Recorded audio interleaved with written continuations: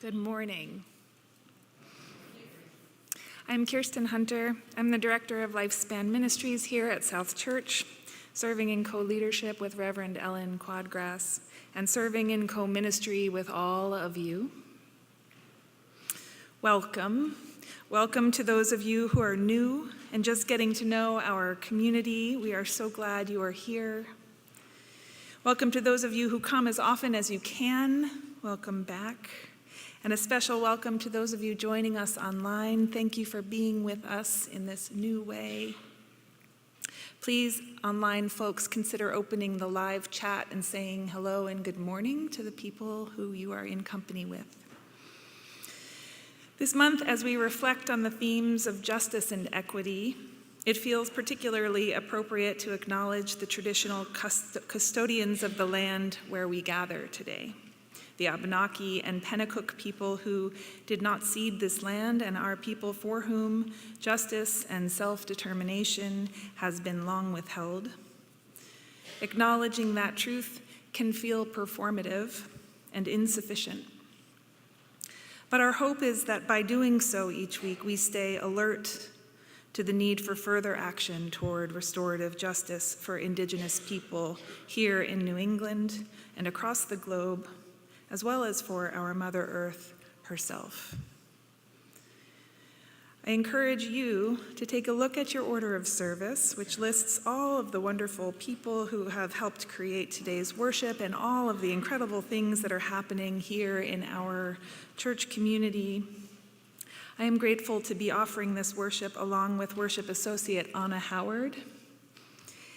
And the music today is being offered by Jonny Peiffer, our Director of Music Ministry, as well as Jen Leyden, who's offering vocals for a few songs. Thank you, Jen. Jen's also taken hold of the tech. She's multitasking, wearing all the hats as per usual.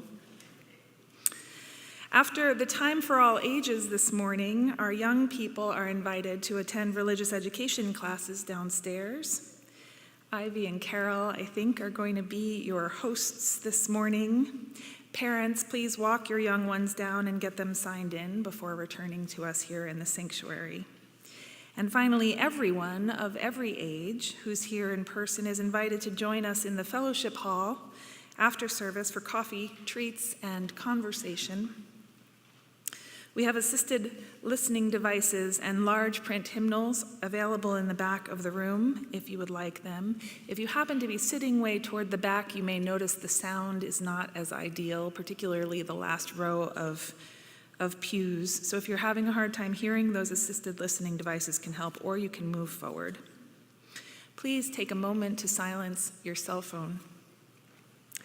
And Jen's going to offer us a few announcements. I am. So as Kirsten mentioned, there's lots of information in your order of service, lots of things going on. There are just a few things that I want to lift up. First of all is our Journey to Membership class will be happening in March, possibly April. So these dates that are in the order of service are not yet set in stone. We're kind of doing some tweaking of the schedule. But most importantly, we are asking that if you are interested in the Journey to Membership class, that you reach out to the fellowship associates and let them know so that they can get you on the list, and then we'll confirm the dates once we get everything squared away. We also had two wonderful volunteers this week, Judy and Beth, who went through our Lost and Found downstairs. So I encourage you all to go downstairs during social hour. There's a big pile of stuff in front of the closet downstairs in Parish Hall.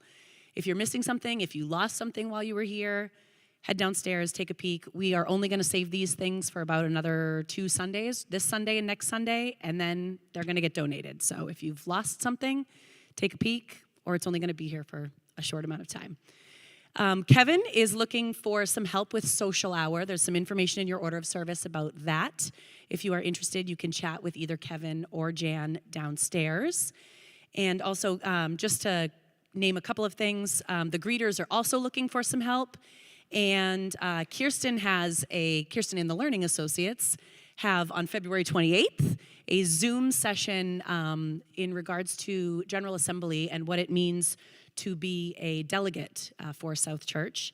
And Jen Del Deo on March 3rd, save the dates, is hosting a muffin mingle for families and parents of young children downstairs before worship. Coffee, donuts, muffins probably, and childcare will be available for that. So again, peek at your order of service. There's lots of stuff going on, and I'm going to invite Marty and Martha to come up and do a testimonial for shared ministry.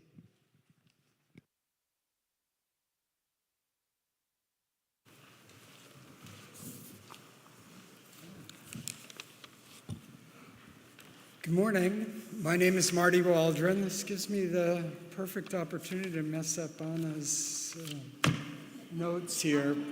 I hope I don't do that. And my name is Martha Cunningham. Marty and I are co-conveners of the Shared Ministry Council here at South Church, along with our teammates, Alice O'Trainer and Rebecca Blake.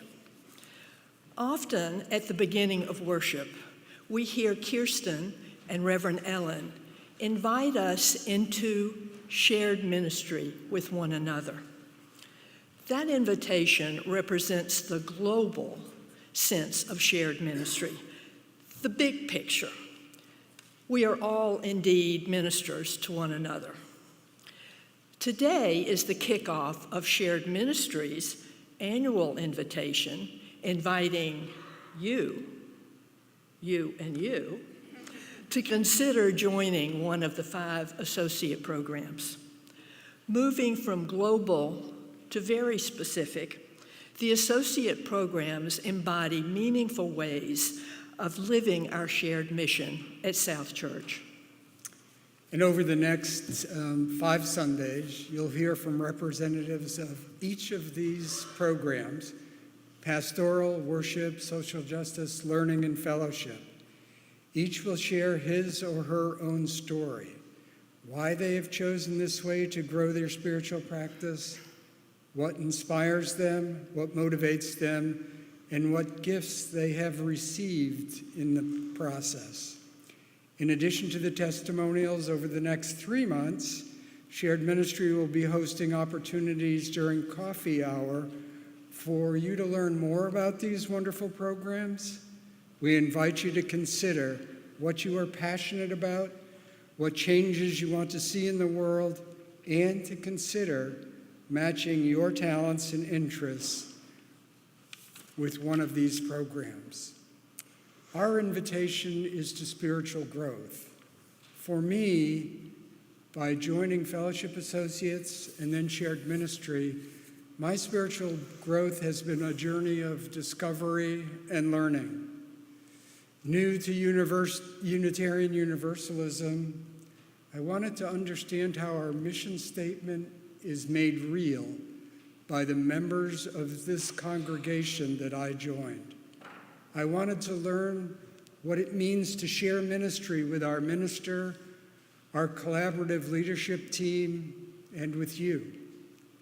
My volunteer work over the last 6 years has helped me to understand what it means to work in relationship to others and to appreciate that these relationships are as important as the work we do.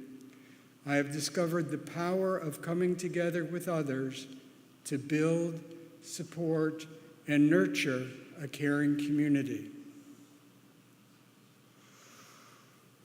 In my first year as a Shared Ministry Council member, COVID struck. I lost my beloved puppy, Bella.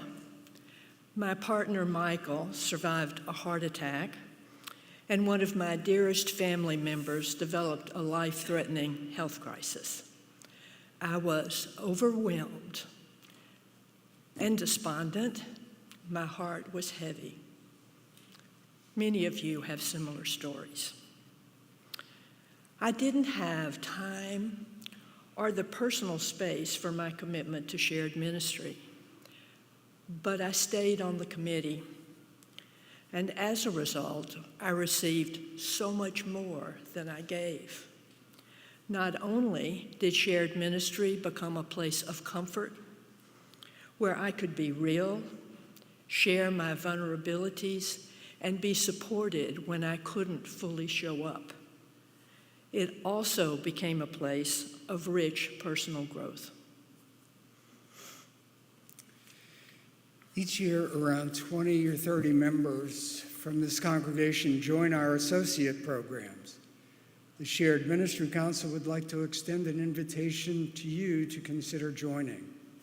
If you are looking for deeper relationships, inspired collaboration, and growing our shared values together, come and see Martha and me downstairs after worship. We look forward to hearing from you, and of course, you will be hearing from us. Thank you.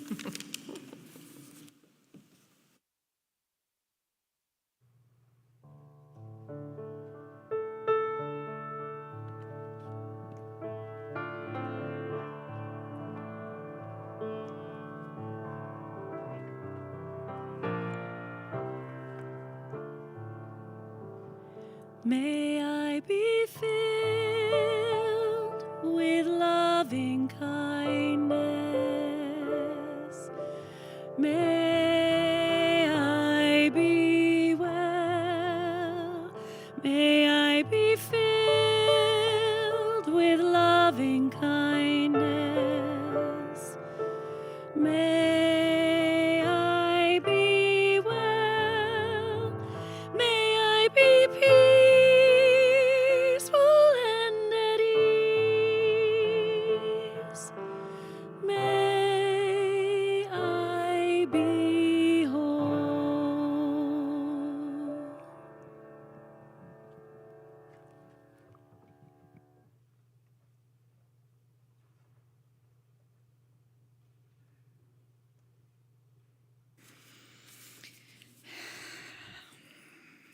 As Kirsten lights the chalice in the sanctuary, we share the adapted words by writer and advocate for justice, Deepa Iyer. The world is demanding a lot from us right now. May this flame help us remember that we exist to meet this moment. Now, please rise and join us in reciting our mission statement that is printed in our order of service. At South Church, we nurture spiritual growth through worship, learning, and community. We celebrate worth and dignity of all people, and we inspire one another to act on our faith in the larger community. Thank you.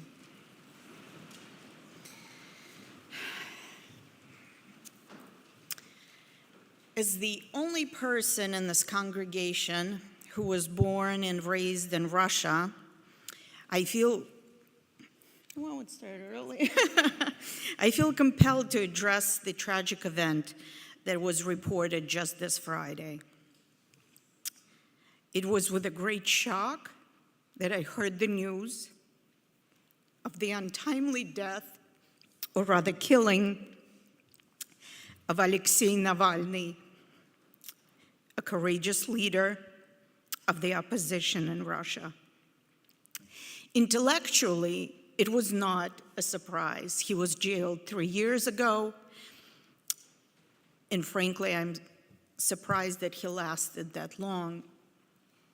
Emotionally, it was hard to take.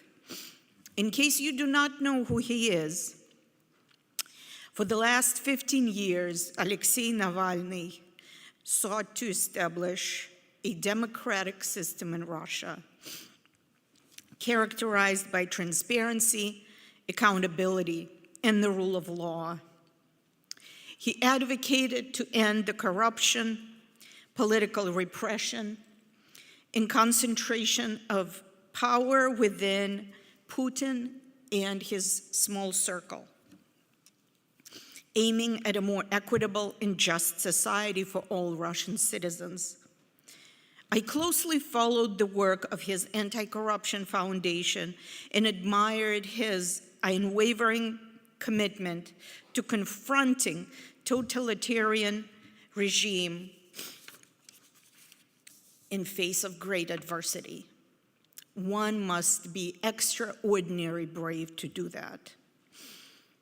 Navalny's death marks the loss of hope for a more just and equitable Russia at least for next several generations. Like many, I held on to a dream that one day he would emerge from prison, much like Nelson Mandela, to lead a free and democratic nation.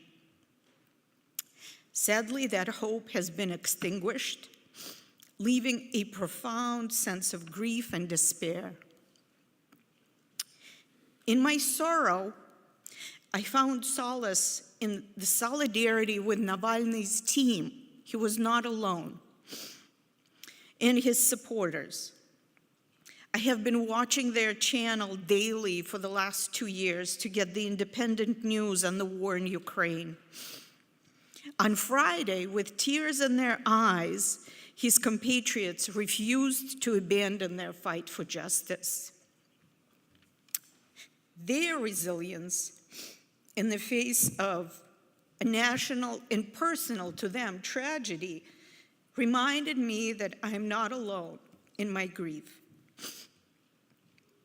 Despite the oppressive regime and the pervasive sense of hopelessness, the spirit of resistance lives on. I saw the footage. Well, I do need tissues today. I got them, honey. I'm going to continue speaking.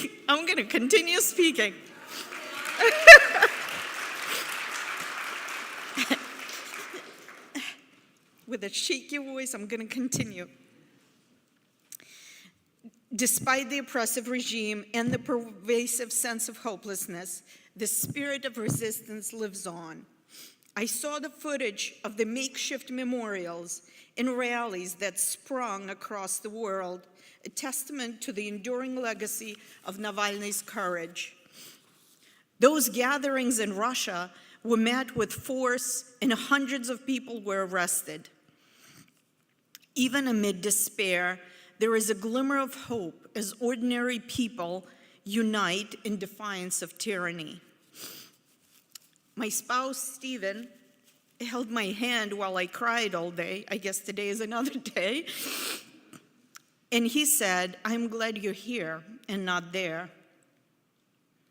Reflecting on that, I wondered, if I were still there, would I be brave enough to risk getting assaulted, beaten, arrested, or even killed to stand up for justice? I don't know.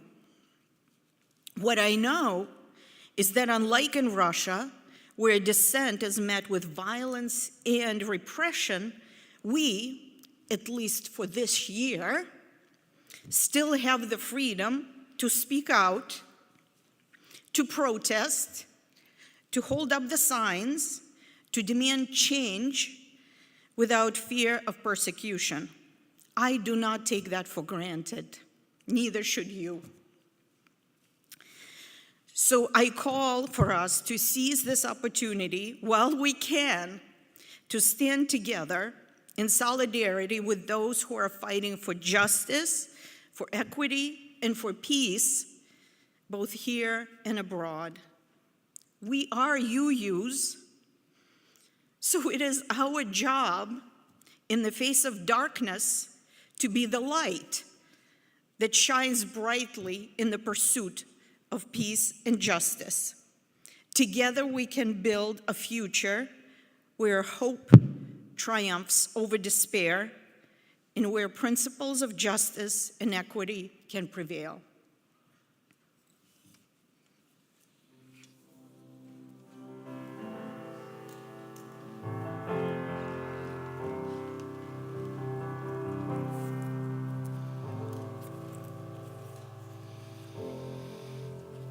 I'm going to invite you to stand in body or spirit and join us in singing the Meditation on Breathing, hymn number 1009 in the Teal hymnal. Feel free to pick whatever part you feel called to sing. When I breathe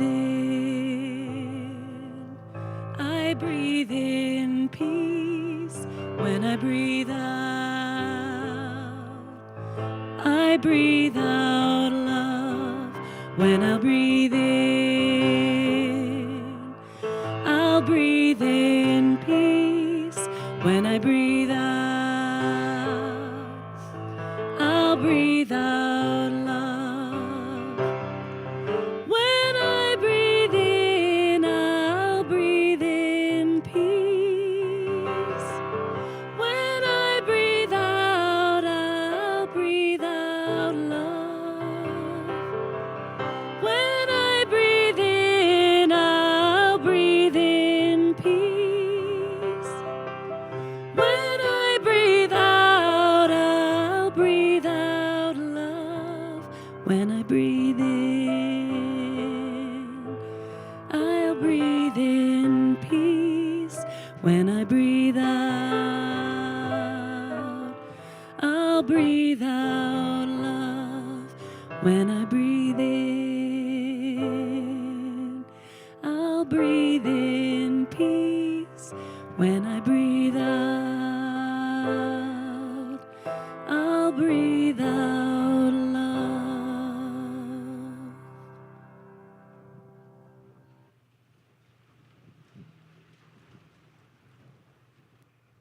Okay, so anyone of any age who would like to come hear A Time for All Ages, hello. While we're waiting for people to join, I just want to say one of my favorite things about church all time is the proud, loud way that kids recite our mission statement when they've learned it by heart.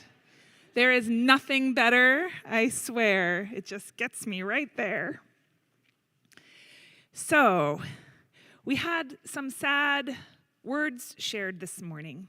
And there's a thing about growing up Unitarian Universalist.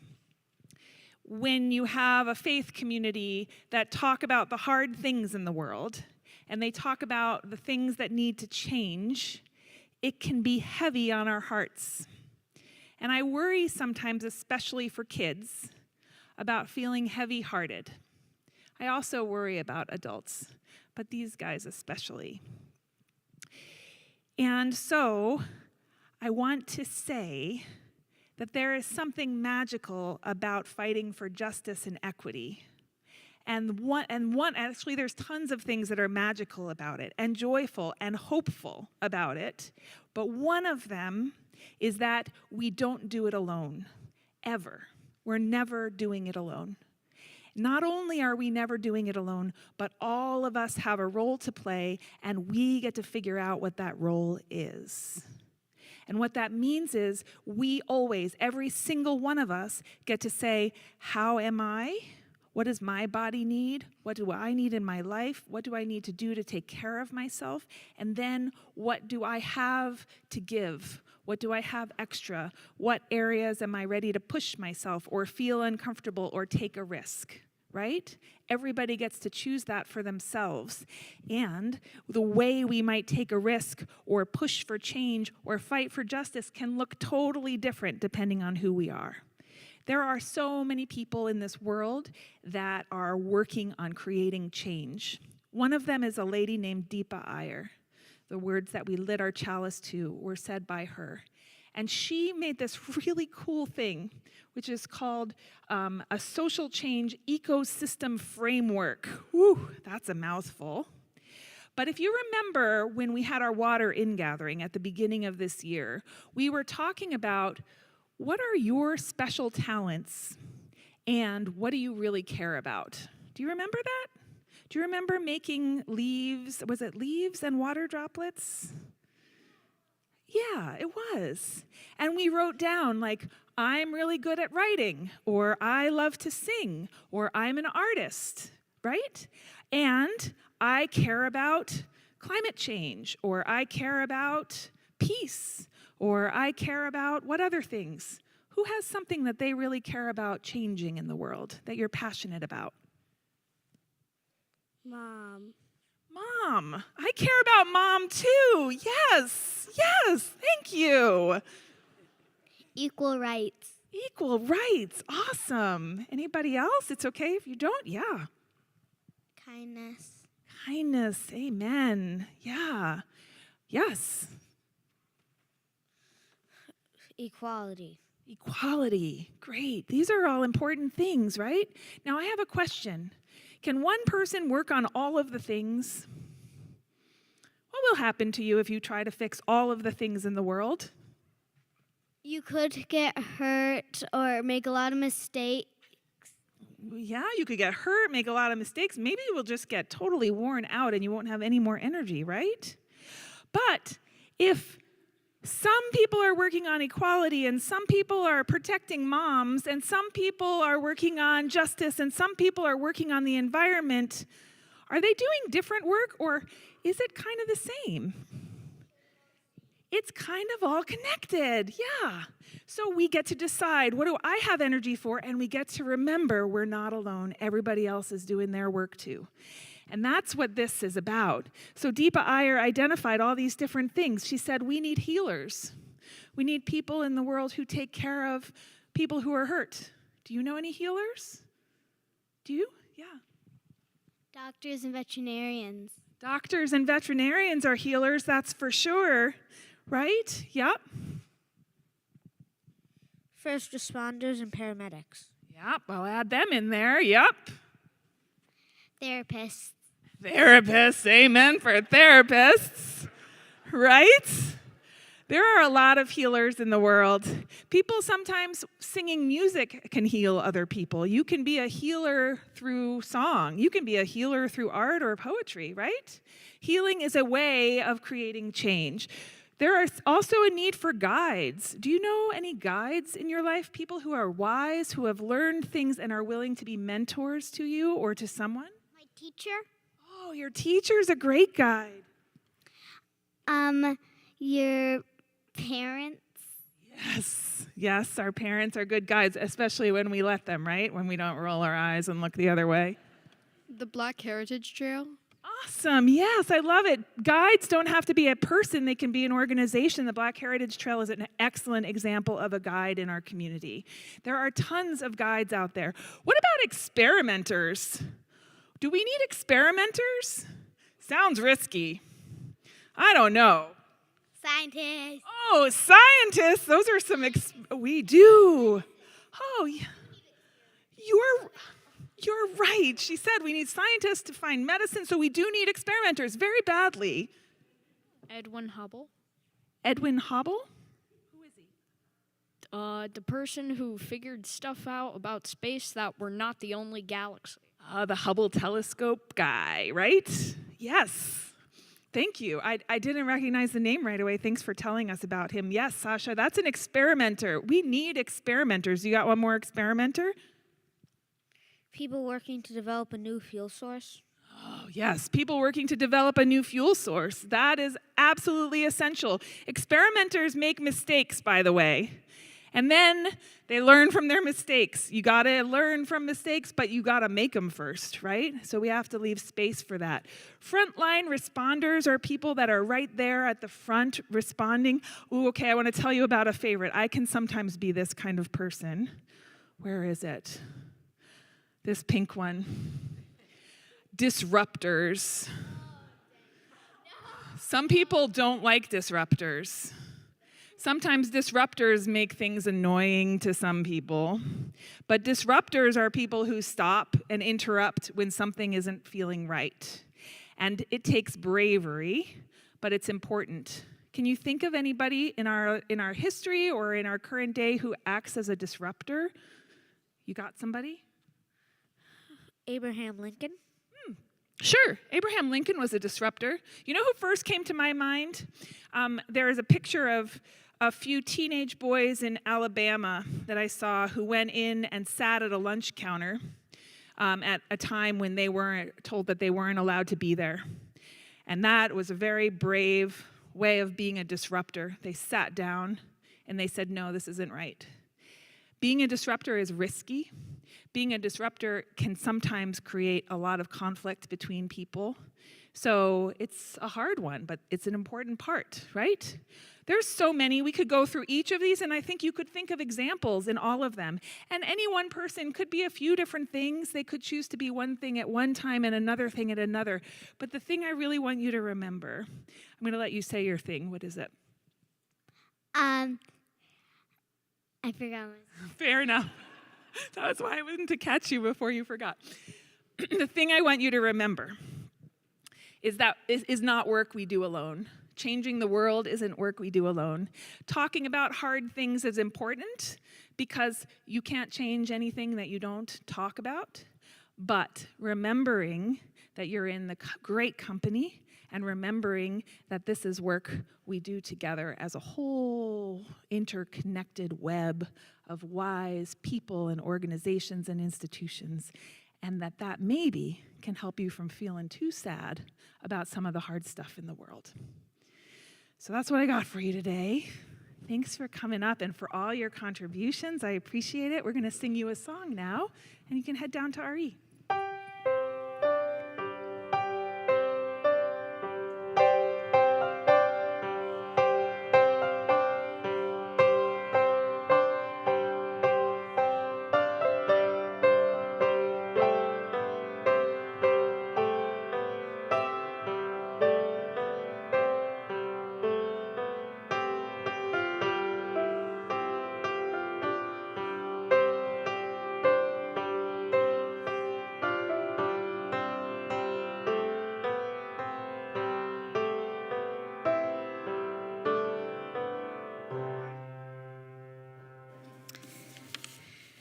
Each week at the Offertory, we each give of what we are able to support South Church, the building, staff, congregants, and the greater community. In an effort coordinated by Social Justice Associates, each month we share that collection with a different nonprofit organization. During the month of February, our collection will be shared with Footprints Food Pantry. Footprints exist to reduce the impact of hunger in the region and to share resources and support the lives of those who have joined the community. They always have the fresh produce, non-perishables, meats, dairy, and household products, and offer a simple registration process. If you want to learn more about the organization, visit their website, footprintsfoodpantry.org. The offering will now be gratefully received.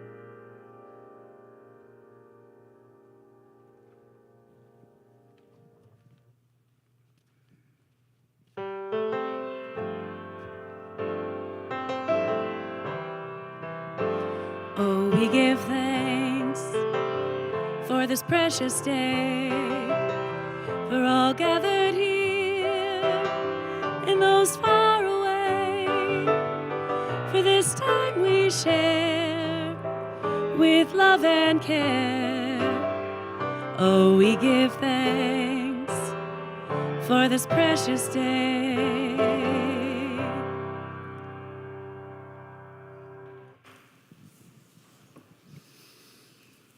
Okay. Precious day. I invite you now into a time of meditation or prayer. Settle into your seat. Feel your feet on the ground. Notice your breath.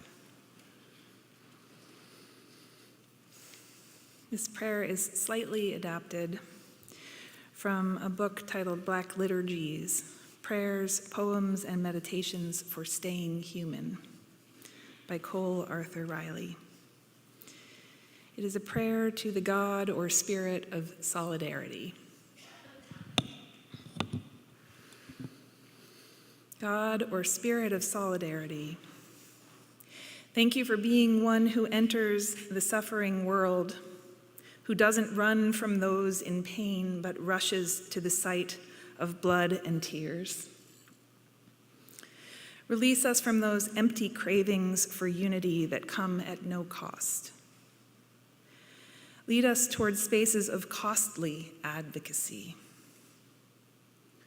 We confess that in speaking up on behalf of the oppressed, we too soon become enamored with the sound of our own voices. Our egos spoil even our best intentions.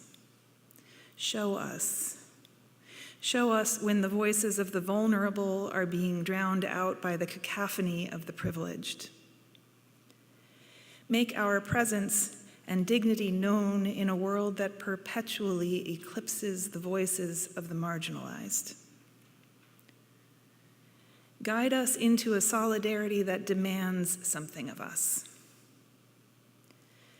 Let us learn to risk ourselves on behalf of the vulnerable, believing that when one of us is harmed, we all are.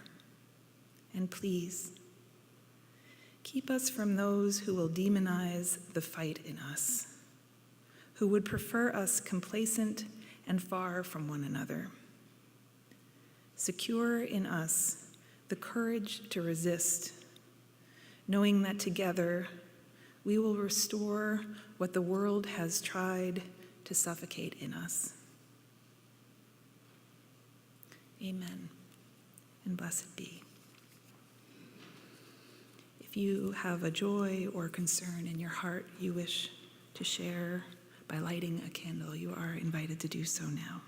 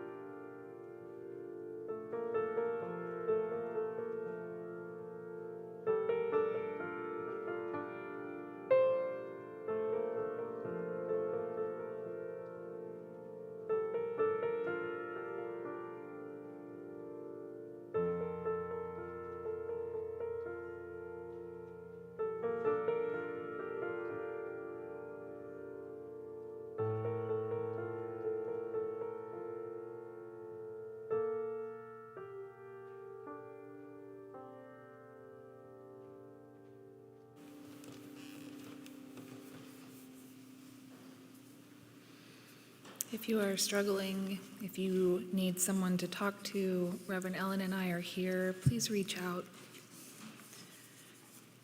It is a gift that we have one another, a gift that you're invited to lean on and use.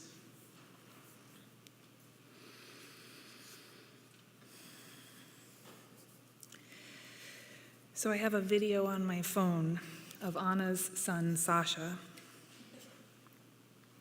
It's from February 27th, 2022.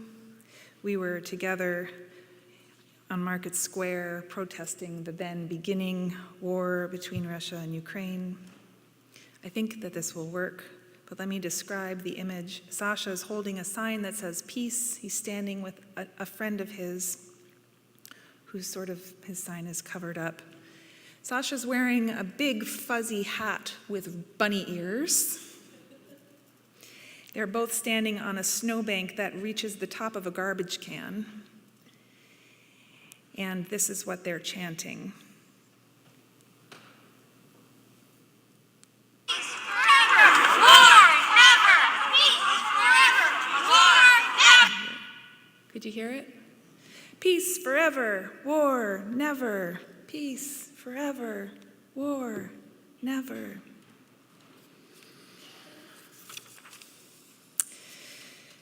In that video, I see hope. I remember a visceral reaction when that war broke out 2 years ago, a bodily distress. I remember calling a friend of mine and saying to them, how is war still a thing that we're doing?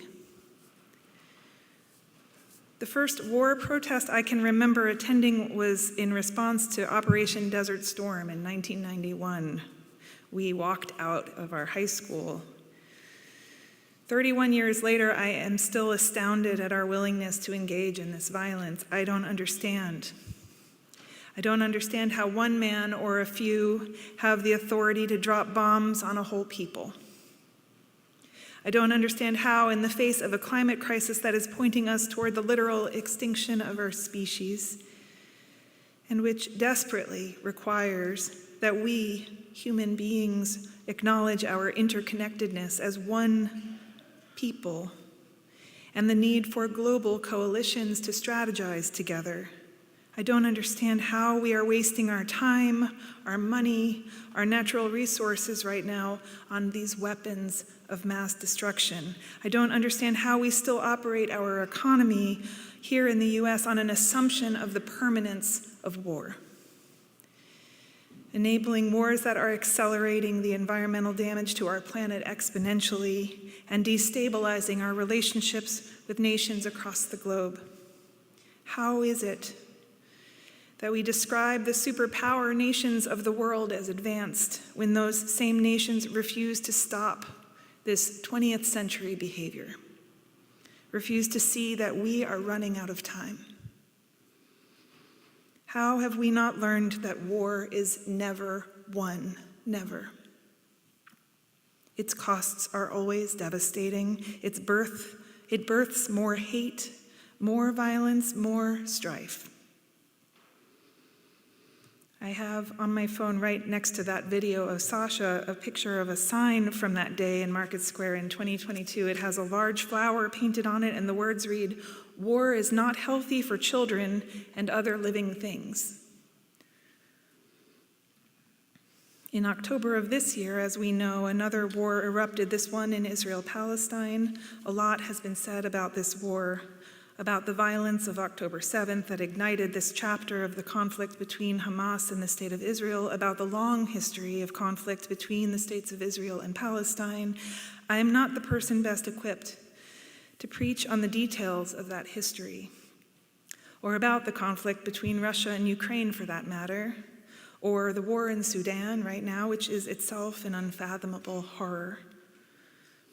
I suspect that some might disagree with me, but I believe the details of these wars do not matter, at least not nearly as much as we seem to think they do, seem to be insisting they do. War is not healthy for children and other living things. It's not acceptable to deny 2.2 million people access to food and water. It is not acceptable to bomb hospitals, schools, houses of worship, universities, museums, homes, farms, playgrounds. The civilian death tolls in Gaza are horrifying. The magnitude of the armaments that have been unleashed on those people since last October, pretty much nonstop, is beyond imagination. Even as we watch it on live feeds, we can't imagine it. The scale of bombardment by Israel, I believe, is setting a terrifying precedent for the future of humanity. Business is booming for war profiteers. It is a big part of why our stock market is doing so well right now. Powerful people in our country and across the globe are profiting from these wars at the same time that U.S. taxpayers are funding them. It has to stop. It has to stop.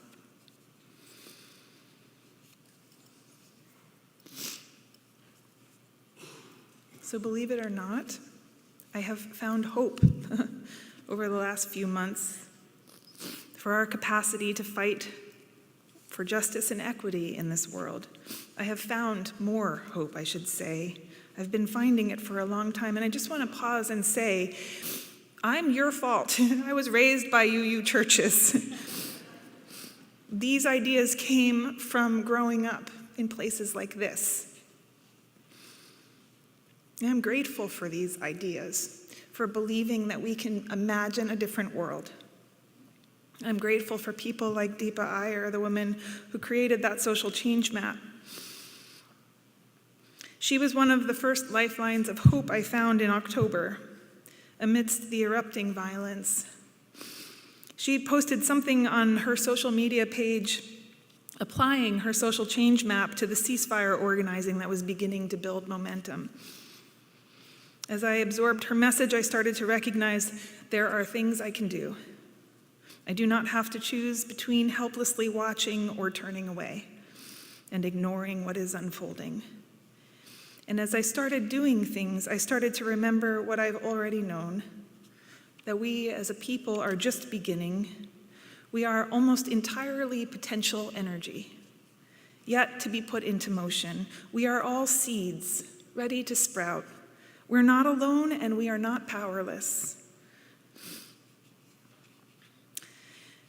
Muriel Rukeyser was a Jewish American poet and a political activist. She died in 1980. Throughout her life, she spoke out against war, advocated for economic justice, equality, and feminism. If you read about her, you may get the sense, as I have, that she lived life following her heart around the world.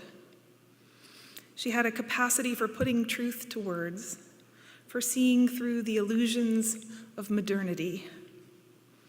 She was a mentor to droves of younger poets, including Alice Walker, Sharon Olds, and Adrienne Rich, among others. Even after her death, she has continued to inspire some of the most brilliant voices of our time. There is this sweet recording of Alice Walker sharing her favorite of Muriel's poems, which Alice knew by heart after having it pinned to her wall for many years. It's short. The poem goes like this. Muriel was a New York Jew. It starts, "For God's sake, they are connected underneath. People think islands are separate, like them. The injustice and inequality we witness in this time, all of the things, militarism, sexism, exploitation of children, exploitation of whole communities of people, trans hate, poverty, racism, anti-Islamic hate, anti-Semitism, ableism, all of it, they are connected underneath. People think islands are separate, like them. They aren't separate. Neither are we." Muriel Rukeyser was Alice Walker's poetry teacher. at Sarah Lawrence. Walker shares, and this is a quote, that Muriel's primary teaching of poetry was to help people understand why people resist it, why they fear it. Poetry, that is. She posits that many of us don't want to encounter any depth in ourselves because you risk a kind of madness if you begin to actually feel what you understand. You know, there are so many people who understand but wouldn't dare feel. But that's the hope. That's the faith that people don't have to stay asleep. They don't have to stay afraid. And poets, Alice continues, are famous for storming the Bastille. They are out there making that effort, and Muriel was one of the giants in that way. She was in politics, she was in the study of science and history, she was traveling the world, she was writing Times everywhere she went. She was making connections, and it's just possible that it's because of poets like Muriel that some people do survive as whole. And you want that for a society, for a culture. End quote. We often talk in this sanctuary about spiritual practice, about the many ways we can connect what we know to what we feel. We talk less about how scary that can be, about how connecting what we know to what we feel can be isolating and lonely. We talk less about how so many of us are avoiding feeling what we know. We talk less about why that is true, or about how we can work on changing that truth without losing our sanity. I do not want anyone to go mad by feeling deeply the pain of these times. I do not want to go mad myself. Neither do I want to turn away, to disconnect from feeling what I know. I want to be like Muriel Rukeyser. I want to follow my heart around the world in this life, but I don't want to do that alone. In October last year, after I saw that post from Deepa Iyer, I started reaching out to people who were also expressing concern about what was happening in Gaza. I connected with a group of colleagues organizing online.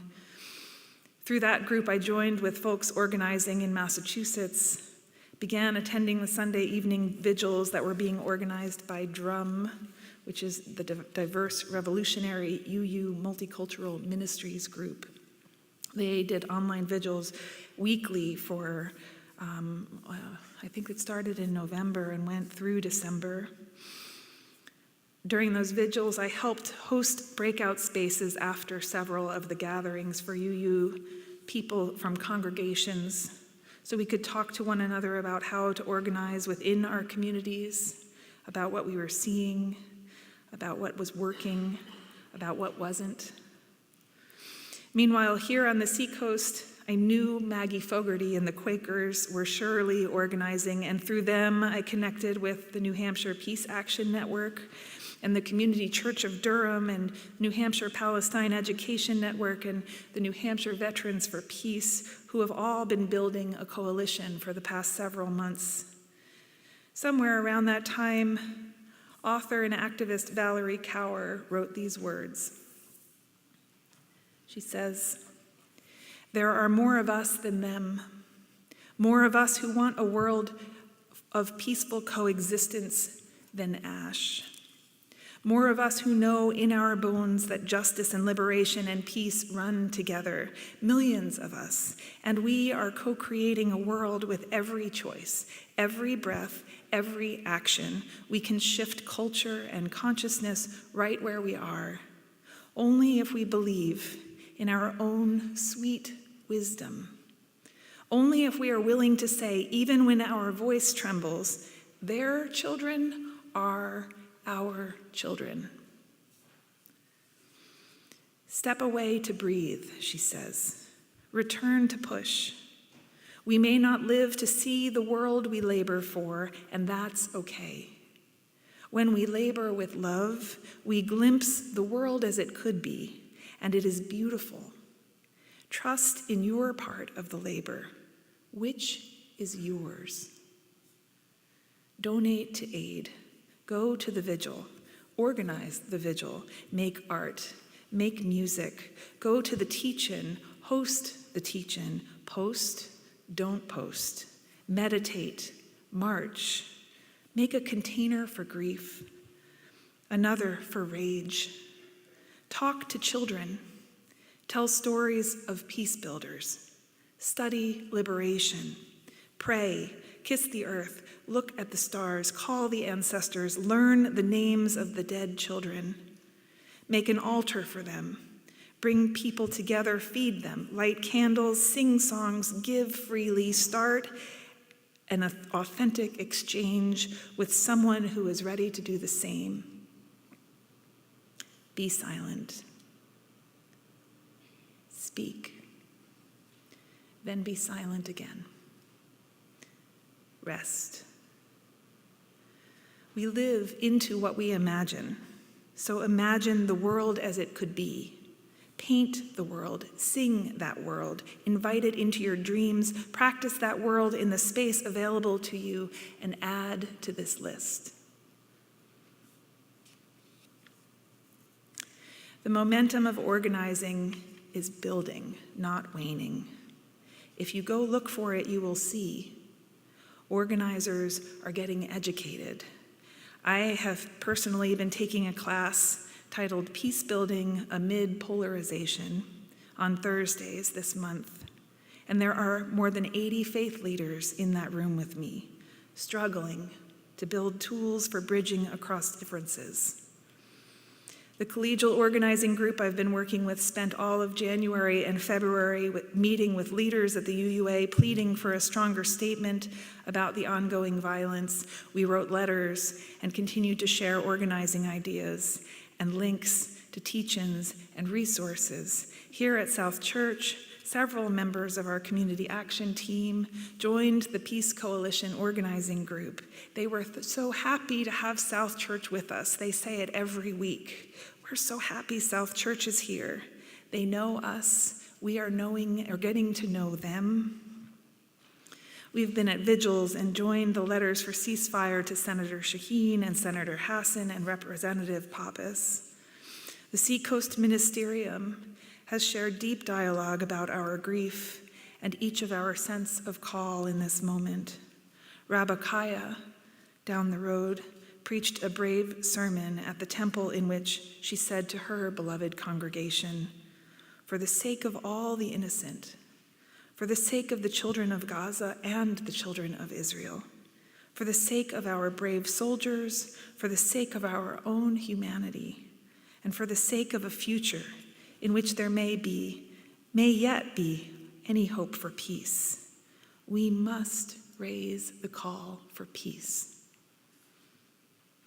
We are finding each other, and we are finding hope. On Valentine's Day, the UUA did release that stronger statement, calling for ceasefire. They listened. Bombs are still falling. Bullets are still flying. Humanitarian aid is being prevented from entering Gaza. Our country is still arming Israel. Tomorrow, hand in hand, more of us will find a way to say again, this must stop. Ceasefire now.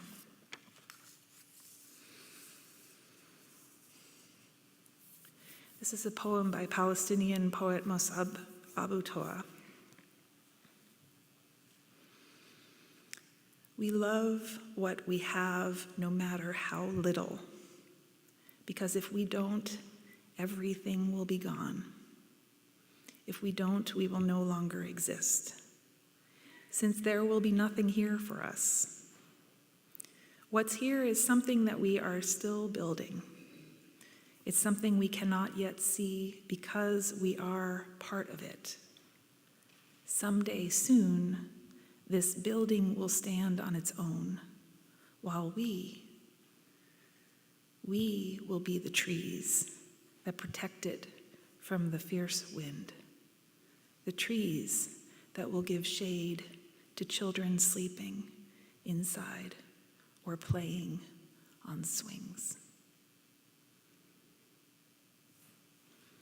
May it be so.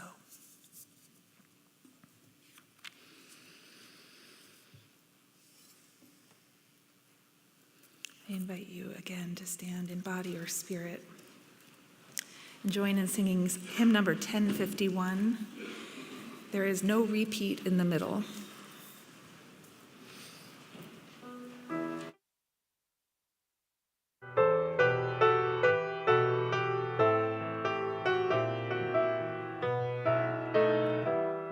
For each child that's born, a morning star rises and sings to the universe who we are. For each child that's born, a morning star rises and sings to the universe who we are.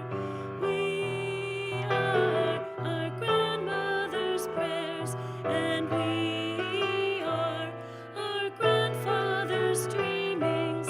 We are the breath of our ancestors. We are the Spirit of God. We are mothers of courage and fathers of time. We are daughters of dust and the sons of great visions. We're sisters of mercy and brothers of love. We are lovers of life and the builders of nations. We're seekers of truth and keepers of faith.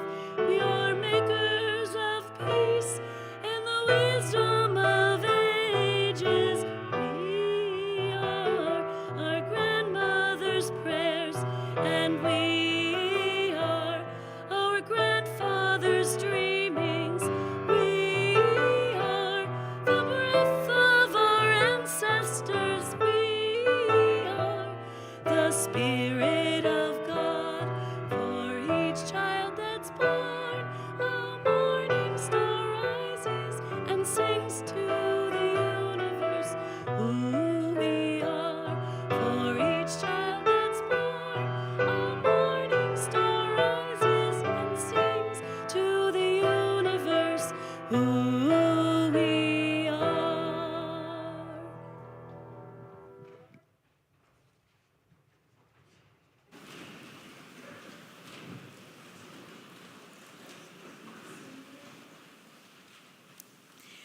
We extinguish this flame, but not the light of truth, the warmth of community, or the fire of commitment. These we carry in our hearts until we are together again.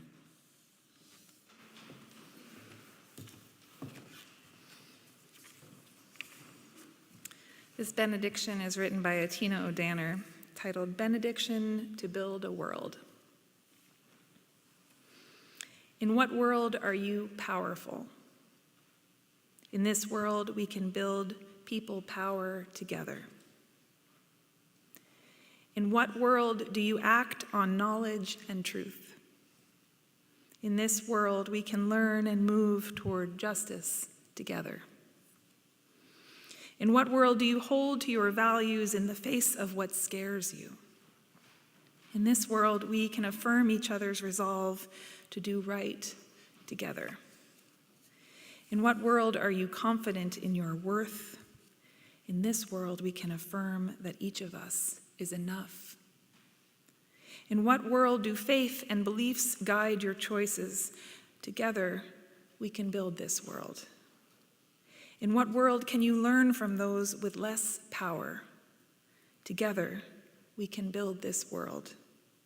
In what world could empathy shield you from judging others? Together, we can build this world. In what world will your power plant roots and tend to branches and leaves? Together, we can build that world. Go now in peace.